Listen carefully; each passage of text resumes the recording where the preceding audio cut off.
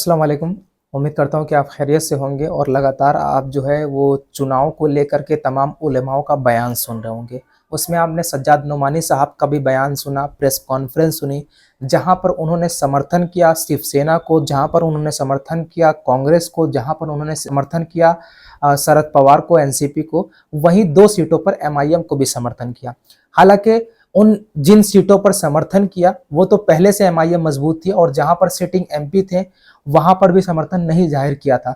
हालांकि इख्तलाफ तो बहुत ज्यादा है सज्जाद नोमानी साहब से, लेकिन ये कोई ना भूले कि सज्जाद नोमानी साहब एक आलिम है और आलिम उलेमा हमारे उम्मत का सरमाया है, उनकी जूतियां हमारे सर का ताज है। देखिए इख्तलाफ था, मैंने भी कई वीडियो बनाई है, मेरे फेसबुक में पड़े हुए हैं, मेरे इंस्टाग्राम पर पड़ी हुई है, मेरे एक्स चैनल पर यूट्यूब पे पड़ी हुई है। जो इख्तलाफ था और जिनका समर्थन किया था, तो मैंने उस आइडियोलॉजी को बताने की आपको कोशिश की। शिवसेना हमेशा हिंदुत्व के एजेंडे को और मुसलमानों के खिलाफ जो है वो जबानें खोलती रहती है, उसके खिलाफ मैंने ये बताया कि कल सज्जाद नोमानी साहब ने किसका समर्थन किया।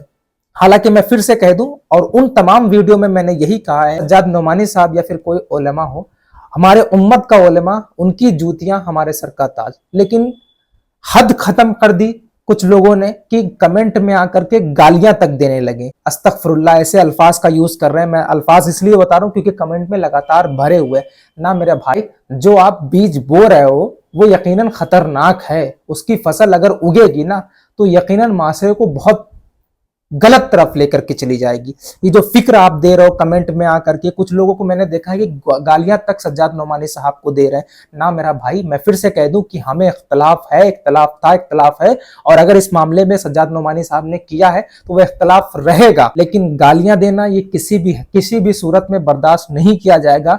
हम पहले भी कहते हैं कि हम उलेमाओं की ताजीम करते हैं, उनकी इज्जत करते हैं, लेकिन हम दूसरी कौमों के तरीके अंधभक्त नहीं है, हम अंधी रहनुमाई के कायल नहीं है।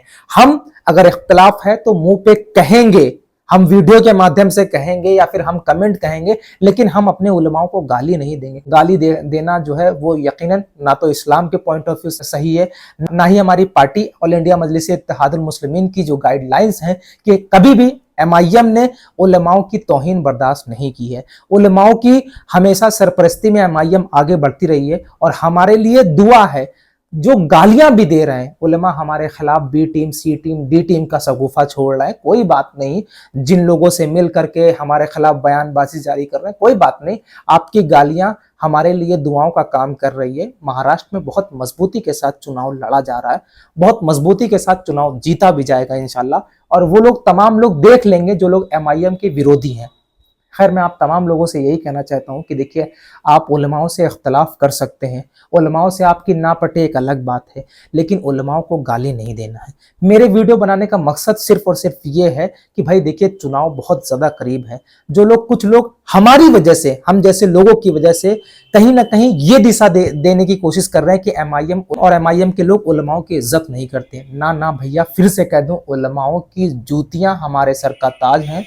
उलेमा हमारी कौम का सरमाया है और हम इख्तलाफ जाहिर करेंगे, लेकिन कोई कहे कि हम जंग करें तो हम जंग करने वाले अपने उलेमाओं से नहीं है। हम उस आइडियोलॉजी के खिलाफ है जिस आइडियोलॉजी का जो समर्थन करे, उस आइडियोलॉजी को हम जाहिर करेंगे।